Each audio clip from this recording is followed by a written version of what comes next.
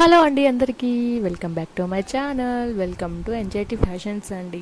So ఈరోజు మీకు thumbnail చూస్తే అర్థమైపోయి ఉంటుంది. ఎస్, ఈరోజు నా హౌస్ డీప్ క్లీనింగ్ అయితే చేయబోతున్నాను. ముందైతే మనకి మెయిన్ కిచెనే కదా, కిచెన్ నీట్గా లేకపోతే నాకైతే మైండ్ అస్సలు పనిచేయదు. ఎందుకంటే అది నీట్గా ఉంటేనే వంట అయినా ఏదైనా కానీ చేయాలనిపించింది. సో అందుకని చెప్పేసి చాలా డీప్ క్లీనింగ్ అయితే చేస్తున్నాను. ముఖ్యంగా ఈ ఫ్రిడ్జ్ ఒకటి అండ్ ఈ కిచెన్లో డీప్ క్లీనింగ్ అయితే చేస్తాను. సో ఇలా సర్దేటప్పుడు ఎన్ని పడేస్తుంటాము కదా, కొన్ని ఒక చోట పెట్టేసి మనం కూడా మర్చిపోతూ ఉంటాము పెట్టిన ప్లేస్లో నుంచి.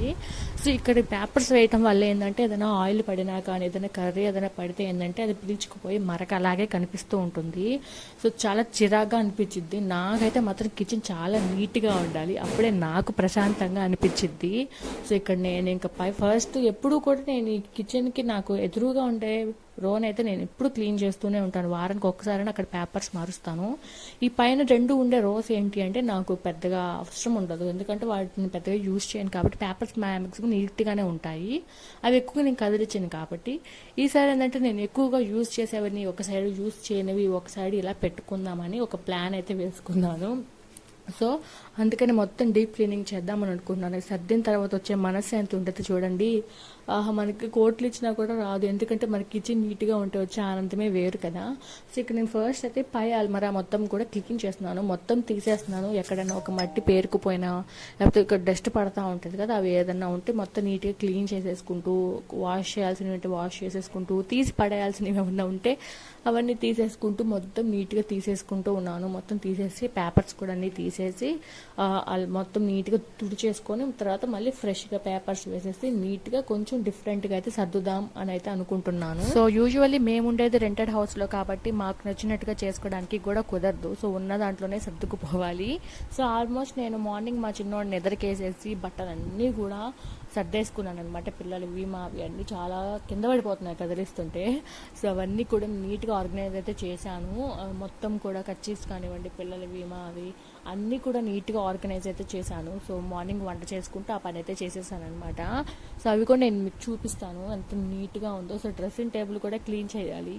సో డ్రెస్సింగ్ టేబుల్ మిర్రర్ ఏంటంటే మనం చిన్న మరక పడిన దాన్ని అలా వదిలేస్తే అది అలాగే ఉండిపోతుంది. మనం ఎప్పటికప్పుడు న్యూస్ పేపర్తోనో తడి క్లాత్తోనో శుభ్రంగా తుడుచుకుంటే ఏంటంటే నీట్గా ఉంటుంది. లేదంటే అద్దం కూడా మరకలు పడిపోయి చాలా వరస్ట్గా అయిపోతుంది. సో ఏదైనా కానీ మనం మెయింటెనెన్స్ అనేది చాలా ఇంపార్టెంట్. వస్తువు కొన్నప్పుడు కాదు, దాన్ని మంచిగా మెయింటైన్ చేసుకుంటే ఎన్ని ఇయర్స్ అయినా కానీ అలాగే ఉండిపోతుంది. సో నేనైతే వస్తువుని చాలా జాగ్రత్తగానే ఉంచుకుంటాను.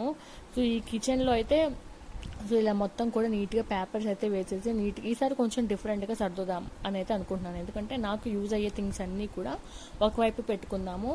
సో మనకి ఎక్కువగా యూజ్ అవ్వనివి మనం ఇంకా టచ్ చేయమనుకున్నవి సపరేట్గా పెట్టుకుంటే మనకు కూడా ఈజీగా ఉంటుంది. మనకి ఎక్కువగా అవసరమైనవి మనకు చేతికి అందేటట్టుగా పెట్టుకుంటే బాగుంటుంది కదా అని. సో పిల్లలకి అందకూడదు, మనకి మాత్రమే అందాలి. ఎందుకంటే ఇంట్లో పిల్లలు ఉంటే మా బుడ్డిగాడు ఆ డ్రమ్ ఎక్కి మొత్తం పీకి పడేస్తూ ఉంటాడు. సో వాడికి అందకుండా అసలు గ్లాస్ ఐటమ్స్ అన్నీ కూడా నేను సగమే ఉన్నాయి మా ఇక్కడ, సగం మా ఊర్లో ఉన్నాయన్నమాట. నేను తెచ్చిన కూడా సగం కిచెన్ ఐటమ్స్ అన్నీ కూడా, వీటికి ఇక్కడ ప్లేస్ సరిపోవట్లేదు. ఈ ఇంట్లో నాకు నచ్చింది ఏదైనా ఉంది అంటే ఎక్కువగా అలమరాస్ ఎక్కువ లేవు, బట్టలకు కూడా సరిపోవట్లేదు.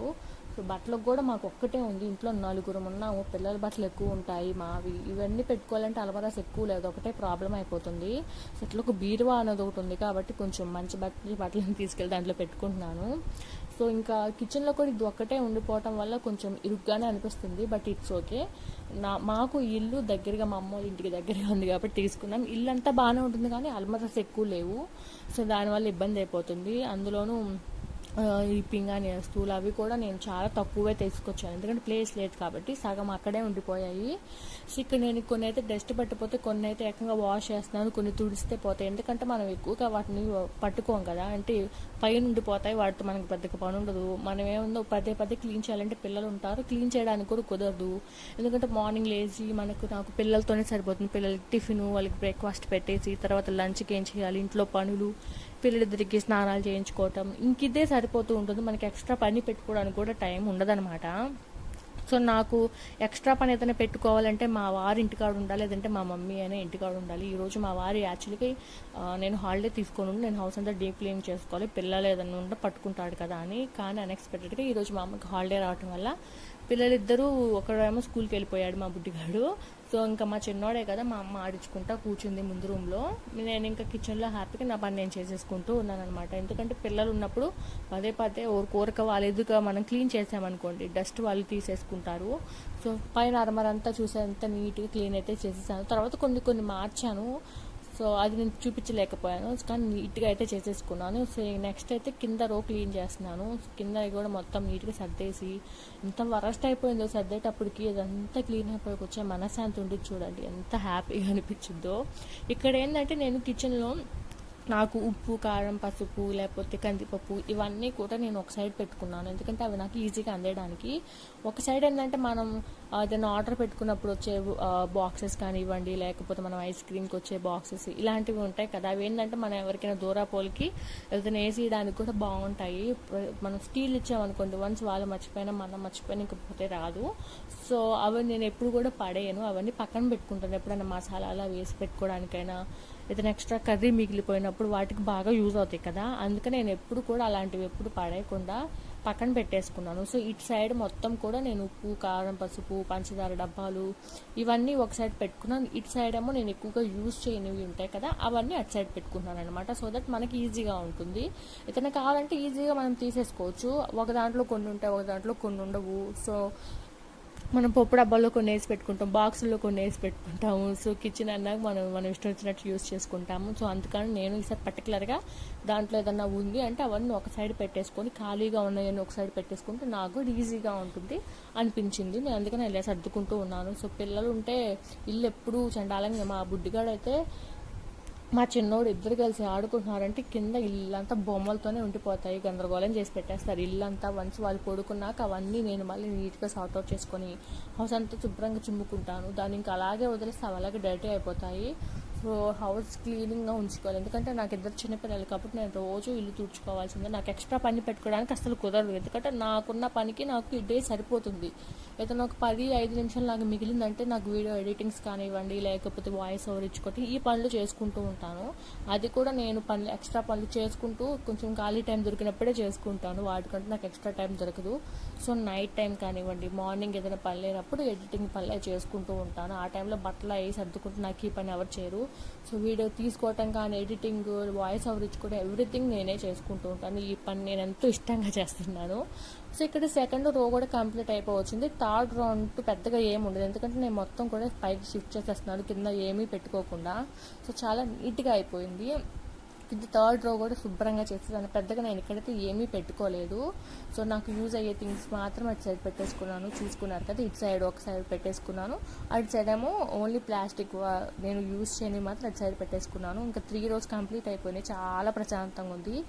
ఇంకా నేను కిచెన్లో ఈ స్టవ్ కూడా శుభ్రం చేసేసి పెట్టేసుకున్నాను. స్టవ్ అలాగే మనం దోశ వేసుకునే పెనంలు అవి మనం డైలీ క్లీన్ చేసుకోవాల్సిన అవసరం ఉండదు. సో మొత్తం డీప్ క్లీనింగ్ అయితే చేసేసాను. కింద కూడా చూసారు కదా.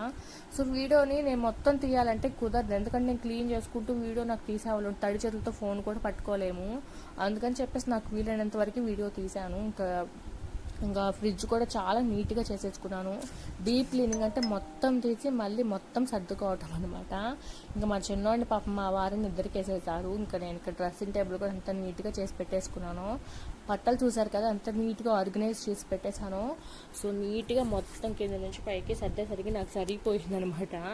ఇంక ఈవినింగ్ అయిపోయింది. ఇంకా అంటే మధ్యాహ్నం ఇంకా తినేసి పడుకొని ఇంకా ఆఫ్టర్నూన్ అయితే ఒక చిన్న బ్రేక్ తీసేసుకున్నాను. టీ తాగిన తర్వాత ఆటోమేటిక్గా ఎనర్జీ వచ్చేసిద్ది నాకు. ఇంక ఇవన్నీ కూడా చిన్న చిన్న పనులు ఉంటే సర్దేసేసుకొని ఇంకొకటే ఒక పని ఉంది. సో ఫ్రిడ్జ్ క్లీన్ అయిపోయింది, కిచెన్ క్లీన్ అయిపోయింది, బట్టలు సర్దేసేసుకున్నాను, డ్రెస్సింగ్ టేబుల్ కూడా క్లీన్ చేసేసుకున్నాను, ఇంక బట్టలు మడతేసేసుకున్నాను కదా. ఇంక ఇవన్నీ సర్దుకున్నాను. ఒక్కసారి నా బీరువాని చూడండి ఎంత వరస్ట్గా ఉందో. మా వారు మాత్రం ఎంత నీట్గా పెట్టుకుంటారు బట్టలు. సో చాలా జాగ్రత్తగా పెట్టుకుంటారు. నేనైతే ఎంతో వరస్ట్గా పెట్టుకుంటాను. నా చీరలు చూసారా ఎలా ఉన్నాయో, అన్నీ కూడా మంచి మంచి చీరలేనండి. అన్నీ నేను పెళ్ళికి తీసుకున్నాయి. పెళ్ళైన తర్వాత నేను చీరలు తీసుకోవటం అనేది చాలా తక్కువ. ఇంకా అవన్నీ కూడా చండాలం అయిపోయాయి. ఇవన్నీ కూడా ఒకసారి ఐరన్ అన్న చేయించేసి జాగ్రత్తగా పెట్టాలనుకుంటున్నాను. ఇవన్నీ కూడా నాకు పెళ్ళికి చీరలు, అంటే పెళ్ళికి మేనమామ పెట్టే చీరలు, నేను తీసుకున్న చీరలు. నేనైతే పెద్దగా కాస్ట్లీ ఏం తీసుకోలేదు, చాలా తక్కువలో తీసుకున్నాను. కానీ మంచి మంచి చీరలు అండి. ఇప్పటికి కూడా నా చీరకి కుట్టించుకున్న బ్లౌజెస్కి ఎంతమంది ఫ్యాన్స్ ఉన్నారు. చాలా మందికి కూడా నా చీరలు అంటే చాలా ఇష్టం. ఎందుకంటే నా పెళ్ళికి మా పిన్ని మా అమ్మగారు సెలెక్ట్ చేశారు. సో మంచి సెలెక్షన్స్ అనమాట, చాలా బాగుంటుంది. ఇప్పుడు కూడా చీరలు అంటే ఎంతమంది ఇష్టపడతారో. సో నేను మగ్గం వర్క్ కూడా ఎక్కువ అన్నిటికీ చేయించలేదు, 2 చీరలకు ఏమో చేయించాను. సో ఇప్పుడు కూడా ఒక ఆంటీ అయితే ఇంటికి వచ్చి మరి అడిగెళ్ళిద్ది అక్కడ ఇప్పటికి కూడా ఎక్కడ చేయించుకున్నావమ్మా అని. ఎందుకంటే దాని ఒక మగ్గం వర్క్ అంత బాగుంది కాబట్టి. సో నా పెళ్లి శారీస్ అయితే నాకు చాలా ఇష్టము. పెళ్ళికి చాలా మంది ఎవరో ఒకరు పెడుతూనే ఉంటారు కదా, ఇంకా అవే ఉండిపోయాయి. నేను ఇంకా మళ్ళీ తీసుకోలేదు, చీరలు పెద్దగా ఏం తీసుకోను. పెళ్ళాక డ్రెస్సులే కానీ చీరలు తీసుకోవడం చాలా తక్కువ. సో ఇంక ఇవన్నీ కూడా నీట్గా మడతేసేసి సర్దుకుంటున్నాను అనమాట. సో నా చీరల కలెక్షన్ మీకు కావాలనుకుంటే చెప్పండి, వాటికి సంబంధించి కూడా ఒక వీడియో అయితే చేస్తాను. ఎందుకంటే ఒక్కొక్క శారీకి ఒక స్టోరీ ఉంటుంది కదా, అందులోని పెళ్లి. సో ఇంకా బీరువాలో బట్టలు కూడా అన్నీ నీట్గా అయితే సర్దేసి తీసుకున్నాను. చాలా నీట్గా ఉన్నాయి అనమాట. పట్టు చీరలు, మామూలు చీరలు అన్నీ కూడా నీట్గా సార్ట్అవుట్ చేసుకున్నాను, చూసారు కదా. సో ఇంకా నా హౌస్ అంతా క్లీన్ అయిపోయేసరికి నేను అలసిపోయాను. ఎన్ని పనులు ఉన్నా ఈ పనులతో పాటు పక్కన పిల్లలను వాళ్ళని కూడా చూసుకోవాల్సిందే. ఇంక ఇదనమాట ఈ చిన్న వ్లాగ్. మీకు నచ్చిందని అనుకుంటున్నాను. వీడియో నచ్చితే ఖచ్చితంగా లైక్ చేయండి. ఇంకా ఎలాంటి వీడియోస్ కావాలి కింద కామెంట్ చేయండి. ఐ హోప్ మీకు వీడియో నచ్చిందని అనుకుంటున్నాను. Thank you so much for watching అండి. Bye bye.